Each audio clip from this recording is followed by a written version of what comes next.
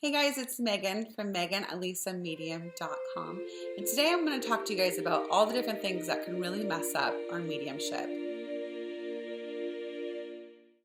So when I talk about the things that mess us up, there's a list, there's a lot, but you know what? They all start with us. They all start with ourselves, because really mediumship is natural. Mediumship and communicating with the spirit world is a natural thing, because they're spirit without a body, we're spirit in a body.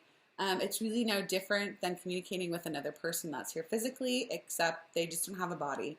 And we have to attune our awareness to being able to understand the interpretations that we're getting, if that makes sense. So what are the things that mess us up? Well, putting pressure on ourselves. Putting pressure on ourselves to get it right. Putting pressure on ourselves to get certain information. Putting pressure on ourselves to have it be a certain way. Any sort of pressure we put on ourselves really messes with our ability to really be free with the communication and have an ease with it. Because when we have a pressure, we are putting tension. And when we have tension, that means we are not fully able to be open to receiving the information as clearly as it can come through. So that's the first one I would say is pressure. Any sort of pressure. You have to learn to be okay with getting it wrong, which is why a development circle is really important, because that's where you start to learn that. You start to learn that, what it feels like to get no's, what it feels like to get yeses, what it feels like to explore the different aspects of your mediumship. You want to do that in a safe environment, in a circle with somebody that can help you and assist you. You don't want to be doing that with clients. You don't want to be doing it with someone that's paying you. You don't want to be experimenting on the public. It's just not right to do that. So, look for my video about finding the right circle for you, and I give a lot of great tips to help you find a circle. So, self-doubt. Not having confidence in ourselves, that develops through, again, working, developing, learning how your mediumship works, understanding how you work. It's not necessarily about saying, yes, there's going to be things that teachers or I or whoever are going to offer you that are going to work for you, and there's going to be things that don't. So understanding, how do I work? How do I give the best information? What comes up for me that I need to look at, work on, to get past? What are the blocks coming up for me? So that when you start to face those things, when you start to deal with those things, it starts to build confidence in yourself, trusting yourself, trust in the spirit world, which a lot of people will say they trust the spirit world, but they don't always trust themselves. So we have to have trust in ourselves, in our abilities, in our awareness, in understanding the difference between our mind and the spirit world. And so all of this comes through practice, development, self-development, not just through mediumship, self-development as well, and just really feeling free to just give the experience that you're getting, giving the experience you're getting. So whether or not that is correct, or what is correct meaning that you're giving evidence that they can say, yes, I understand that, right? They can affirm that. Sometimes we're going to get things that don't make sense to us, which is totally okay, because it's not for us. They need to understand it. The person we're giving the information to, they need to understand it, right? We don't have to understand it. So when we start searching for the need to understand it and we're putting our mind in there, and that is then diluting the information that's coming. When we try to understand the things that are coming, we are going away from the spirit communicator and into our mind. So when we allow our minds to come in, it's going to mess you up. So that is a big thing too. So all these things sort of work together, right? So being free with the communication, allowing the being okay with getting it wrong, being okay with no's, being okay with understanding how to work with those no's. If you get a no, that doesn't necessarily mean whole no, you know what I mean? It doesn't necessarily mean like, no, I'm wrong. And that's it. You know, sometimes we are not saying the information correctly. Sometimes we just have to check back in with our spirit communicator and say it in a different way. Sometimes it's information that can be validated in the future from something that might be happening or something that can be validated through another relative. And so you have to learn to not shut down when you get a no. Unless you're like let's say let's say I started communication and I am trying to establish who this person is for my person that's sitting, okay? Let's say I bring up 3 different evidential things and everything I say is no, no, no, and they can't place that person. That's when we have to go, okay, you know what? Let me start over. Let me see who else is here. Let me just sort of figure this out because we have to place who that is first. That's really, really important to start to gain the momentum and to strengthen the link that's there with our sitters' yeses, right? Because this is a triangle. It's the spirit, ourselves, and the sitter. So through their yeses, it strengthens the communication and draws the spirit person closer, and it makes the communication stronger, easier. So if we start off right off the bat with no, no, no, we have to then go, okay, something's not quite right here. I don't know what that is, but let's just try this again. Now, if you're in the communication and we're getting lots of yeses, they understand who the person is, they understand information, and then you start to get a no, then you can check back in with your spirit communicator and see if maybe you need to say it a different way, or if maybe you need to say, you know, I'm going to leave that information with you and maybe it will make sense to you in the future, and you just move on from that. You don't get stuck in the no. If you get stuck in the no, then, you know, you're basically going to have a hard time. Because if you get stuck there, your mind's coming in, that tension's coming back in, and it's going to be difficult. So don't get stuck in the no's. Okay, guys? But yeah, so I already said distraction. We can sometimes get very distracted by our sitter, right? We're waiting for a response from them.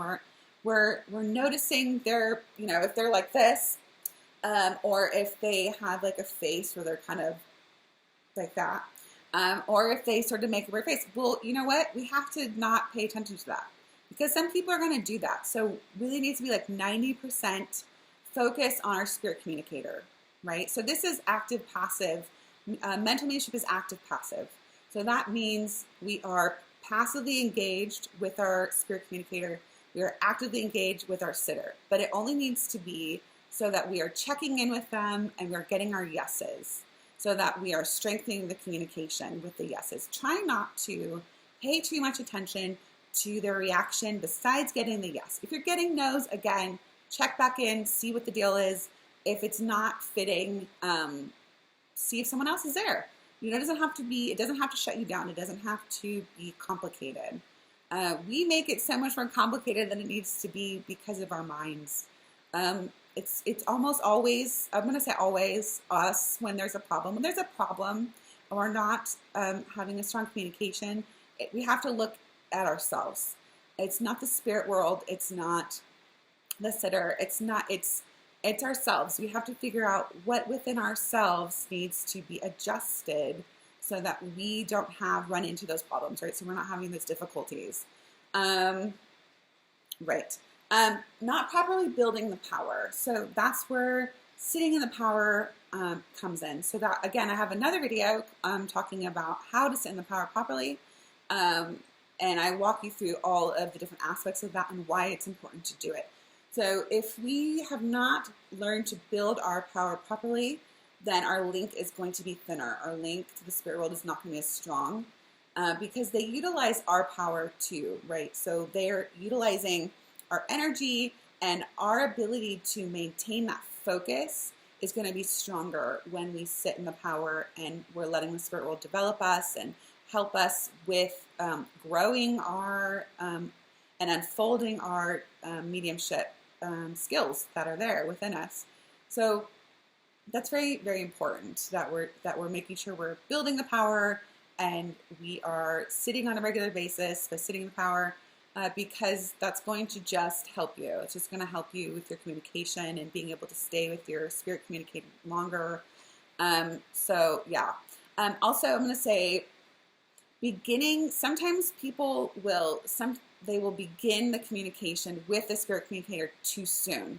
So let's say you sit down or standing, if you're doing a platform, whatever, let's say you're not somebody that's had 20 years of experience doing this.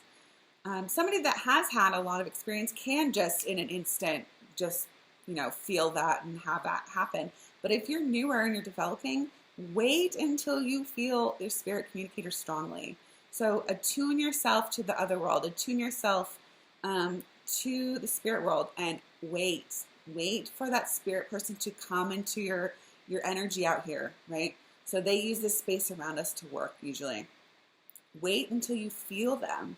Let them come closer. Let them really impact you with their essence. Don't start because you feel a pressure that you have to start right away. You own this time. This is your experience that you're experiencing. So don't start unless you're actually starting to experience something that you can then relay to the person that's in front of you. Because what will happen is that link will not always get stronger. Sometimes what happens is it will weaken the link so that it never quite builds properly. So you're not getting as much information the way you might want. So just wait. There's no one that's going to say, hey, you have to do it faster. If they do, then ignore them. Because it's about your experience. You're the one experiencing the information, and to be able to give that properly, you have to just wait for it to start happening. Okay. Let's see if there's anything else. I have it written down here because it's a lot, it's a lot of different things.